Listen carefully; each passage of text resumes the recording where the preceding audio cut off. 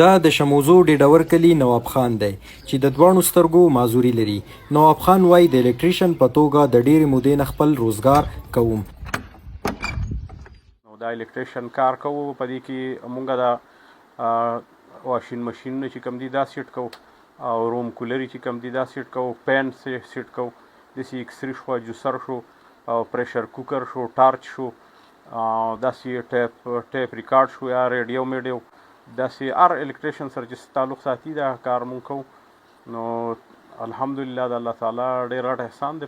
یو خو شوق هم هر کار غواړي چې شوق دی نو بیا هغه هر کار کېږي. او زما خو د بچپن نه د دې شیزونو سره ډېر شوق و.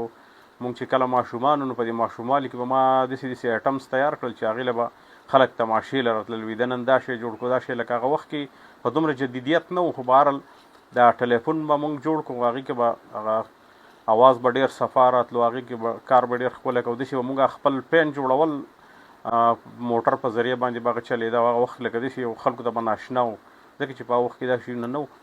او داسې ټارچ به مونږ خپلې جوړولې، لکه داسې ګړۍ به مونږ جوړولې.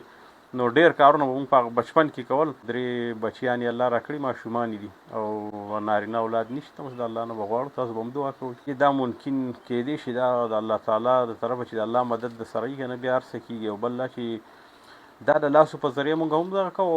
د دې لپاره زموږ سره خپلې آلې وي، د کوم ډایورټ چیک کول شو یا کرنټ مرنټ یو ځای کې نه راځي، د هغې دپاره خپلې آلې هم زموږ سره یو د تجربې په بنیاد هم بس لګیا یو. خپل تجربه لکه پکې ډېره وشوه که نه، دا سرکټې مرکټې زیاتره دا پورزي هر څه مونږ ته په یاد دي. یو کار دی چې فکس تنخوا نه ده جي، دا خو بس یو دیاړي ده. که کار درته ووجو بیا خو ډېر ښه وي، چې کار نه وي داسې ورځې راشي چې بلکل هسې وم نو بیا خامخا مشکلات جوړ شي. لکه ځکه چې زموږ خو دغه دیاړي ده، دغه زموږ خوراک که نه، چې کار و د ورځې بس چې کار نه و مشکله وخت پکې هم راشي. ډېر کسان داسې دي زموږ د بلایند پرسن چې کوم دي په دې کې په دې سکولونو کې هم هغو ته ټریننګ ورکوي. لکه اوس مثال مونږ به یو ملګری دلته کې انور علي صاحب، هغه هم د پرسونه جوړوي او کټونه بڼي او داسې خپل هغه ځان خپل پروګرام چلوي. داسې ډېر ملګري دي چې هغه کولی هم شي او چې کم نه شي کولی هغو له حوصله پکار چې د نور نه هیلپ واخلي.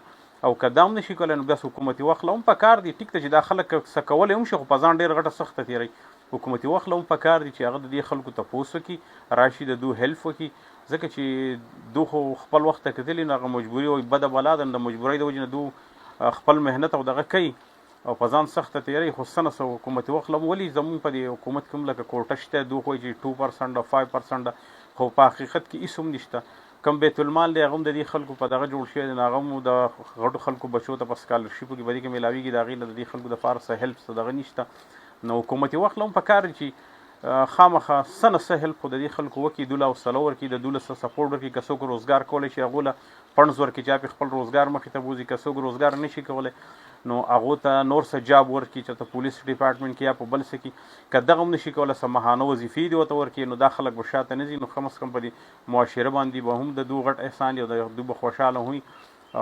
بل دا چې خرچې خو د هر سړي لږ، که څوک روزګار کولی شي د هغه هم خرچ لږي، او که نه شي کولی د هغه هم لږي. ځکه چې کپړې هر سړی اغوندي او دعایان یې هر سړی خوري، فیضار هر سړی په خپل هر کس. نو که چا روزګار شي دا خو به ځان له وکړي، خو چې چا روزګار نشي هغو ته به ډېر غټ مشکل وي. نو پکار چې حکومتي وخت هم د دې سروې وکړي او د هغې متعلق د خلکو له څه نه څه طریقې مناسبه هغه ورله وکړي.